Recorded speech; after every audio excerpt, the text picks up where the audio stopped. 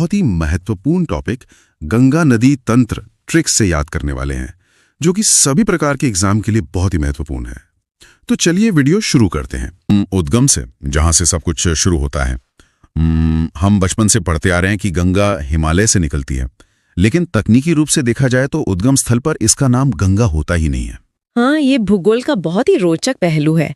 मतलब शुरुआत में गंगा नाम की कोई अकेली नदी होती ही नहीं है।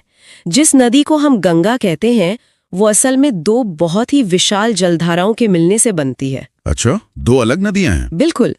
पहली जलधारा है भागीरथी।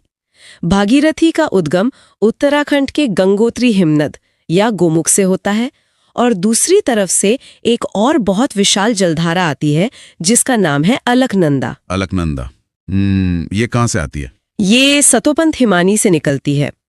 जब ये दोनों नदियां भागीरथी और अलकनंदा उत्तराखंड के देवप्रयाग नाम की जगह पर आपस में टकराती हैं और अपना जल मिलाती है ना, तब उस संयुक्त धारा को पहली बार गंगा कहा जाता है। अरे वाह, मतलब देवप्रयाग से पहले गंगा है ही नहीं। भागीरथी नदी का जिक्र आते ही मुझे एक बहुत ही महत्वपूर्ण स्ट्रक्चर याद आ रहा है, टिहरी बांध। अक्सर एग्जाम्स में पूछा जाता है। हाँ, भारत का सबसे ऊंचा बांध टिहरी बांध उत्तराखंड में स्थित है, और ये ठीक उस जगह पर बना है जहां भागीरथी नदी में एक और नदी आकर मिलती है। उस नदी का नाम है भिलंगना। भिलंगना, अच्छा, इसे याद रखने की कोई ट्रिक है क्या? बहुत ही आसान ट्रिक है। देखिए, दोनों नदियों के नाम भ अक्षर से शुरू होते हैं। भ से भागीरथी और भ से भिलंगना। जहां भी इन दो भ अक्षरों का संगम हो, समझ लीजिए वहीं पर टिहरी बांध है। क्या बात है, भ और भ मिलेंगे तो टिहरी बांध बनेगा। ये ट्रिक तो सच में बहुत काम की है। अच्छा, देवप्रयाग तक पहुंचने से पहले अलकनंदा नदी का सफर इतना सीधा नहीं होता है ना? रास्ते में वो बहुत सी नदियों को खुद में समेटती हुई आती है। एकदम सही। और जहां भी ये नदियां मिलती हैं उस जगह को प्रयाग कहा जाता है। कुल मिलाकर ऐसे 5 प्रमुख संगम हैं जिन्हें पंच प्रयाग कहते हैं, और एग्जाम में सबसे ज्यादा कंफ्यूजन स्टूडेंट्स को यही होता है। बिल्कुल होता है।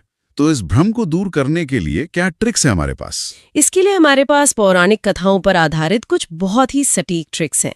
सबसे पहले तो एक बेसिक रूल समझ लेते हैं कि इन सभी 5 प्रयागों में अलकनंदा नदी एक कॉमन थ्रेड की तरह काम करती है। मतलब हर प्रयाग में एक नदी तो अलकनंदा ही होगी, पक्का? बिल्कुल पक्का।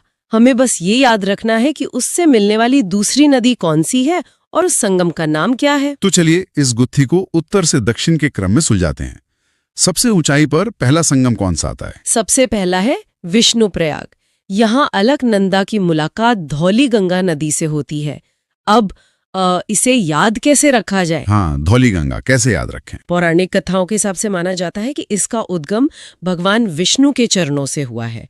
तो आप विष्णु के चरणों की धूल की कल्पना कीजिए। विष्णु के चरणों की धूल से शब्द बनता है धौली गंगा। अरे, धूल से धौली गंगा और विष्णु से विष्णु प्रयाग, ये तो सीधे दिमाग में रजिस्टर हो गया। इसके बाद जब अलकनंदा थोड़ा और नीचे उतरती है तो दूसरा संगम कौन सा आता है? दूसरा संगम है नंद प्रयाग। यहाँ अलकनंदा में नंदाकिनी नदी आकर अपना जल गिराती है। ये तो मेरे ख्याल से सबसे आसान वाला है। हाँ, इसमें तो दोनों नामों में नंद शब्द कॉमन है, नंद प्रयाग और नंदाकिनी। यहाँ तो कोई अलग से सूत्र लगाने की जरूरत ही नहीं है। तीसरा प्रयाग कौन सी कहानी लेकर आता है? तीसरा है कर्ण प्रयाग। इस संगम पर अलकनंदा के साथ पिंडर नदी आकर मिलती है। अब इसके पीछे की ट्रिक महाभारत से जुड़ी है। हमें बस इतना याद रखना है कि शूरवीर कर्ण ने नदी में पिंडदान किया था। कर्ण ने पिंडदान किया?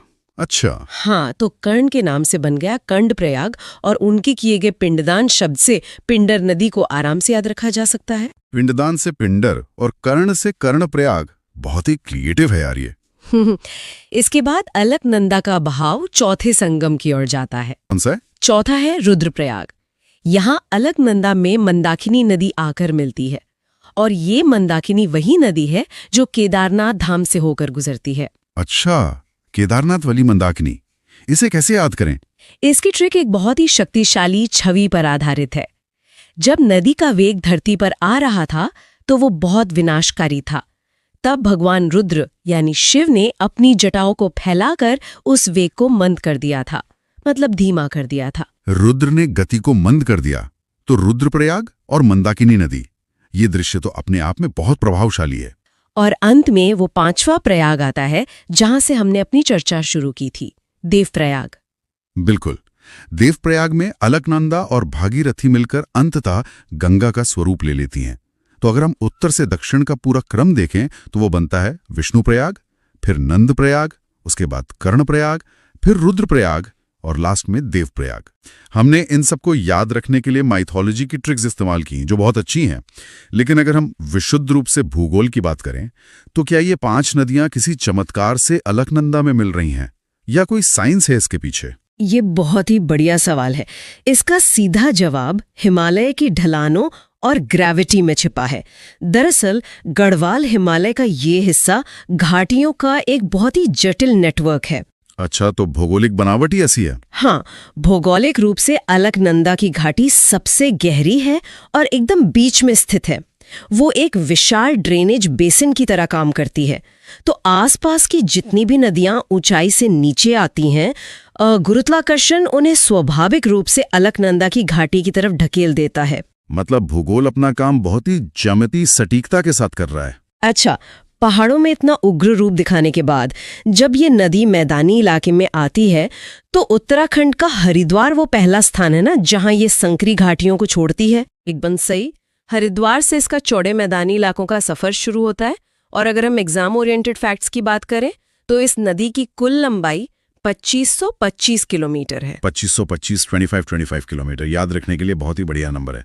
और ये कितने राज्यों को कवर करती है? ये भारत के 5 राज्यों से होकर बहती है। शुरुआत उत्तराखंड से, फिर उत्तर प्रदेश का एक बहुत बड़ा हिस्सा, उसके बाद बिहार, फिर झारखंड का एक छोटा सा हिस्सा छूते हुए अंत में पश्चिम बंगाल पहुंचती है। जब हम इस नदी की बात करते हैं तो अक्सर एक दावा सुनने को मिलता है कि गंगा का पानी कभी खराब नहीं होता। मतलब आमतौर पर किसी भी नदी के पानी को बोतल में रख दें तो वह हरा हो जाता है, बदबू आने लगती है, लेकिन गंगा जल सालों तक वैसा ही रहता है। इसके पीछे का विज्ञान क्या है? इसके पीछे कोई जादू नहीं है, बल्कि माइक्रोबायोलॉजी का बहुत ही अद्भुत उदाहरण है। इस नदी के पानी में बैक्टीरियोफेज नाम का एक विशेष वायरस पाया जाता है। बैक्टीरियोफेज, इसका शाब्दिक अर्थ क्या होता है? अगर इस शब्द को तोड़ें तो इसका मतलब ही है बैक्टीरिया को खाने वाला। जैसे ही पानी में सड़ान पैदा करने वाले हानिकारक बैक्टीरिया पनपने की कोशिश करते हैं ना, तो ये वायरस उन पर हमला कर देता है? बिल्कुल। ये बैक्टीरियोफेज उन पर हमला करके उन्हें अपना भोजन बना लेता है। तो जब खराब करने वाले बैक्टीरिया बचेंगे ही नहीं तो पानी कभी खराब कैसे होगा? ये प्रकृति का अपना स्वचालित वाटर प्यूरिफायर है। अरे वाह, ये प्रकृति की इंजीनियरिंग का बेजोड़ नमूना है। इसके अलावा इस नदी में एक बहुत ही दुर्लभ जीव भी तो पाया जाता है, गंगा डॉल्फिन। हाँ, और गंगा डॉल्फिन की सबसे बड़ी खासियत यह है कि वो खारे पानी यानी समुद्र में जीवित नहीं रह सकती। उसे सिर्फ और सिर्फ मीठा और ताज़ा पानी चाहिए। इसी खासियत को देखते हुए भारत सरकार ने इसे राष्ट्रीय जलीय जीव घोषित किया है। ये नदी कानूनी रूप से भी बहुत अनोखी है। साल 2008 में इसे राष्ट्रीय नदी का दर्जा मिला था, लेकिन सबसे चौंकाने वाली बात साल 2017 में हुई। उत्तराखंड हाईकोर्ट ने इसे जीवित मानव का दर्जा दे दिया। हाँ, लिविंग ह्यूमन। मतलब एक बहते हुए पानी को इंसान के बराबर अधिकार। ये तो बहुत ही क्रांतिकारी विचार है। कानूनी नजरिए से इसका अर्थ बहुत गहरा है। अगर नदी एक जीवित मानव है तो इसका मतलब है कि नदी को प्रदूषित करना किसी इंसान पर हमला करने के बराबर माना जा सकता है। ये नमामि गंगे जैसी परियोजनाओं के लिए एक बहुत बड़ा वैधानिक कदम था। बिल्कुल। अब अगर हम इस नदी के आकार की बात करें तो ये अकेले इतनी विशाल नहीं होती। इसकी असली ताकत इसकी सहायक नदियों से आती है। तो भूगोल में नदियों को दाएं और बाएं तट के हिसाब से बांटते हैं। ये दायां बायां तय कैसे होता है? इसका नियम बहुत ही सरल है। बस कल्पना कीजिए कि आप नदी के पानी पर एक नाव में बैठे हैं और उसी दिशा में देख रहे हैं जिधर पानी बह रहा है। तो जो आपका दाहिना हाथ होगा वो नदी का दायां तट होगा और बायां हाथ बायां तट। अच्छा, मतलब बहाव की दिशा में मुंह करके खड़े हो जाओ। तो अगर हम इसे कॉर्पोरेट स्ट्रक्चर माने जहां गंगा सीईओ है, तो इसके दाहिने तट की ओर से काम करने वाला सबसे बड़ा रीजनल मैनेजर कौन है? दाएं तट का सबसे बड़ा रीजनल मैनेजर है यमुना नदी। यमुना का उद्गम यमुनोत्री ग्लेशियर की बंदर पूंछ चोटी से होता है। ये गंगा की सबसे बड़ी सहायक नदी है जो उत्तर प्रदेश के प्रयागराज में आकर मुख्य धारा में मिल जाती है। और इसी संगम को हम त्रिवेणी संगम भी कहते हैं। अच्छा, यहाँ परीक्षाओं में एक बहुत बड़ा कंफ्यूजन होता है। यमुना खुद इतनी बड़ी है कि उसकी भी कई सहायक नदियां हैं। बाईं ओर से टोंस और हिंडन और दाईं ओर से चंबल, सिंध, बेतवा और केन। तो यमुना की सबसे बड़ी सहायक नदी कौन सी है? यहीं पर शब्दों के जाल को समझना होगा। बड़ी और लंबी में बहुत फर्क है। अगर हम जल के आयतन या वॉल्यूम की बात करें तो यमुना की सबसे बड़ी सहायक नदी टोन्स है, जो उत्तराखंड से आती है। अच्छा, टोन सबसे बड़ी है वॉल्यूम के हिसाब से? हाँ, लेकिन अगर दूरी या सफर की लंबाई की बात करें तो यमुना की सबसे लंबी सहायक नदी चंबल है। ये बहुत जरूरी पॉइंट है। बड़ी टोन्स है और लंबी चंबल है। और यमुना में दाईं ओर से मिलने वाली इन नदियों के क्रम को याद रखने का सूत्र भी तो बहुत दिलचस्प है। के बी सी। बिल्कुल, के बी सी। के से केन, बी से बेतवा और सी से चंबल। केन, बेतवा, चंबल, ये रिवर्स ऑर्डर में याद रखने की बहुत बेहतरीन ट्रिक है। आपने चंबल नदी का जिक्र किया और चंबल सुनते ही दिमाग में बेहड़ों और डाकों की छवि आ जाती है। चंबल मध्य प्रदेश की जानापाव पहाड़ी से निकलती है, पर भूगोल में इसे एक अध्यारोपित नदी क्यों कहते हैं? इसका क्या मतलब है? अध्यारोपित नदी मतलब सुपर इम्पोज्ड रिवर। ये भूगोल का बहुत आकर्षक हिस्सा है। सामान्य नदियां जमीन के उभरने या धंसने के साथ अपना रास्ता बदल लेती हैं, लेकिन अध्यारोपित नदियां बहुत जिद्दी होती हैं। जिद्दी कैसे? चंबल ने लाखों साल पहले अपना जो रास्ता तय किया था वो उसी पर बहती रही। जब टेक्टोनिक प्लेटों के खिसकने से वहां की जमीन ऊपर उठने लगी और कठोर चट्टानें सतह पर आ गई, तब भी चंबल ने रास्ता नहीं बदला। उसने एक विशाल आरी की तरह उन चट्टानों को सीधे नीचे की ओर काटना शुरू कर दिया। तो इसका मतलब है कि नदी वहीं रही, बस जमीन ऊपर उठती गई और नदी उसे काटती गई। एकदम सही। और इसी गहरी कटाई के कारण वहां बहुत गहरी खाइयां और ऊंचे नीचे टीले बन गए, जिन्हें हम बीहड़ कहते हैं। ये बीहड़ इतने दुर्गम है कि दशकों तक डाकुओं की शरण स्थली बने रहे। हाँ, फिल्मों में भी बहुत देखा हमने। हाँ, और ये नदी घड़ियालों के प्राकृतिक संरक्षण के लिए भी जानी जाती है। इसके अलावा चंबल में बाईं ओर से बनास नदी मिलती है और दाईं ओर से शिप्रा, काली सिंध और पार्वती। शिप्रा का तो सांस्कृतिक महत्व भी बहुत है, क्योंकि उज्जैन का महाकालेश्वर मंदिर इसी के किनारे है। अगर हम गंगा के दाहिने तट की बात करें तो यमुना के बाद एक और शक्तिशाली नाम आता है सोन नदी। बिल्कुल। सोन नदी की खासियत ये है कि ये मध्य प्रदेश की अमरकंटक पहाड़ी से निकलती है। हाँ। और सामान्य नदियों के विपरीत दक्षिण से सीधे उत्तर दिशा की ओर बहती है। और ये किसी बीच के मैनेजर को रिपोर्ट नहीं करती, मतलब किसी और नदी में नहीं मिलती, सीधे गंगा में जाती है। हाँ, ये बिना यमुना या किसी और नदी में मिले सीधे पटना के पास दानापुर में गंगा में अपना पानी गिरा देती है। पुराने समय में ऐसा मानते थे कि इसकी रेत छानने पर सोने के कण मिलते थे, इसलिए इसे स्वर्ण नदी या सोन नदी कहते हैं। तो ये तो था दाहिने तट का पूरा हिसाब किताब। अब हम नाव को बाईं तट की तरफ ले चलते हैं। परीक्षाओं में अक्सर बाईं ओर से मिलने वाली नदियों का पश्चिम से पूर्व का क्रम पूछा जाता है। ये क्रम सीधे हिमालय की बनावट को दर्शाता है। चलिए इसे पश्चिम से पूर्व की दिशा में डिकोड करते हैं। सबसे पश्चिम में जो पहली महत्वपूर्ण नदी बाएं तट से आती है वो है रामगंगा। रामगंगा, ये कहां से आती है? ये उत्तराखंड से निकलकर आती है और इसकी बड़ी पहचान ये है कि ये जिम कॉर्बेट नेशनल पार्क के घने जंगलों से होकर बहती है, फिर उत्तर प्रदेश में कन्नौज के पास गंगा में मिल जाती है। रामगंगा के बाद पूरब की ओर जाने पर आती है गोमती नदी, और इसके बारे में तो एक ऐसा फैक्ट है जो इसे बाकी सभी हिमालयी नदियों से अलग कर देता है। गोमती का उद्गम किसी ग्लेशियर या पहाड़ से होता ही नहीं है। ये एग्जाम के लिए बहुत ही जरूरी सवाल है।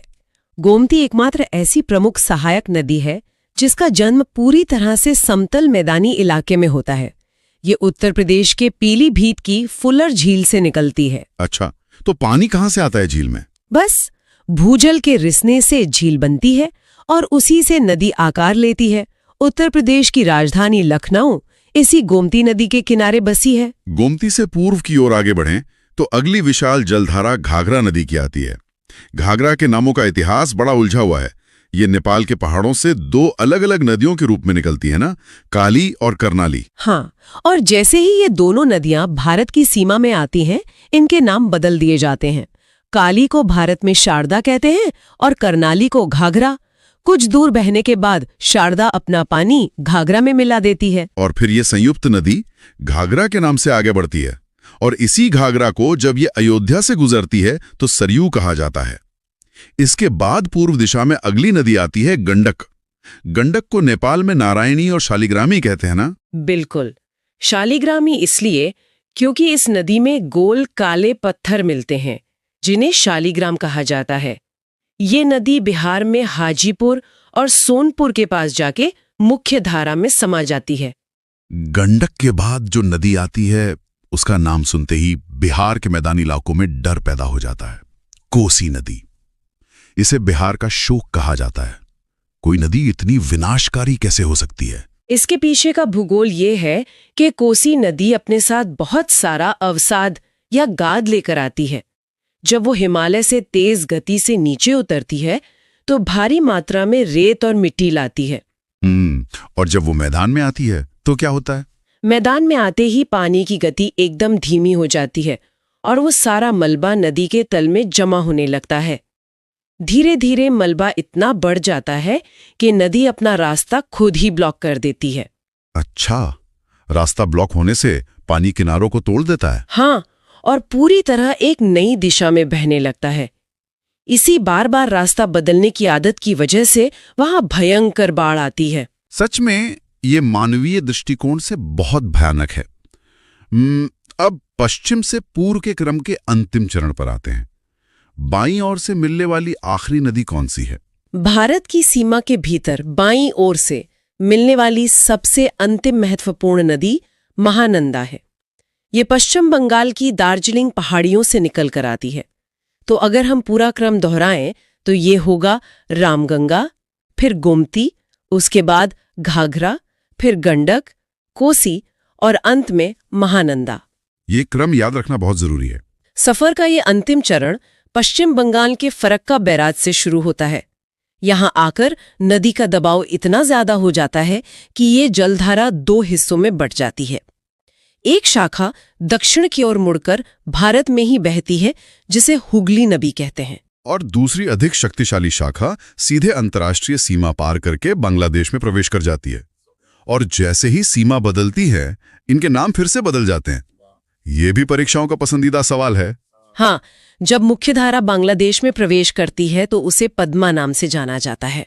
ठीक उसी समय भारत के पूर्वोत्तर राज्यों से बहती हुई विशाल ब्रह्मपुत्र नदी भी बांग्लादेश में आती है और वहां उसे यमुना कहा जाता है। ध्यान रहे, ये यमुना नहीं जमुना है।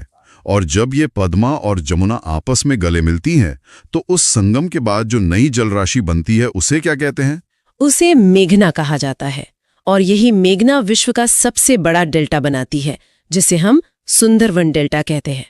ये अपने मैंग्रोव वनों और रॉयल बंगाल टाइगर के लिए पूरी दुनिया में मशहूर है। और फिर ये सारा पानी बंगाल की खाड़ी के खारे पानी में विलीन हो जाता है। तो दोस्तों, आज के इस वीडियो में हमने गंगा नदी तंत्र को विस्तार से समझा और ट्रिक से याद किया। अगर वीडियो आपको उपयोगी लगा हो तो लाइक जरूर करें, अपने दोस्तों के साथ शेयर